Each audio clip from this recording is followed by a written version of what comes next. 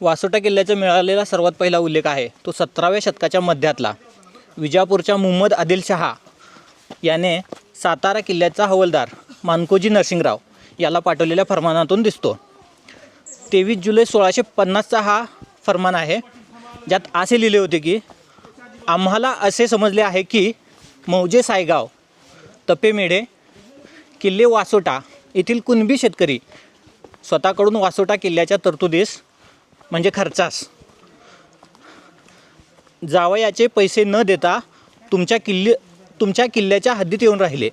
तेव्हा सायगावच्या हुद्देदारांनी तेथे येऊन पैसे मागितले, पण त्यांनी ते न दिल्यामुळे त्यांचा सूड घेतला.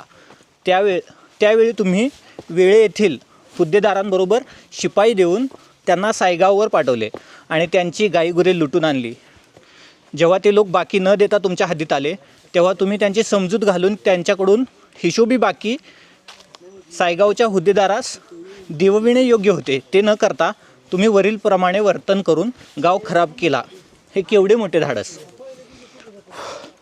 असा हुकूम मिळताच सायगाव येथील जे काही लुटून आणले असेल ते सर्वच्या सर्व परत देऊन सायगावच्या कुणब्यास त्या गावाच्या हुद्देदारांच्या ताब्यात द्यावे आणि त्यांना कोणताही त्रास देऊ नये. याबाबत जर कोणती तक्रार माझ्याकडे आली तर त्याचा परिणाम चांगला होणार नाही, हे पक्के लक्षात ठेवा.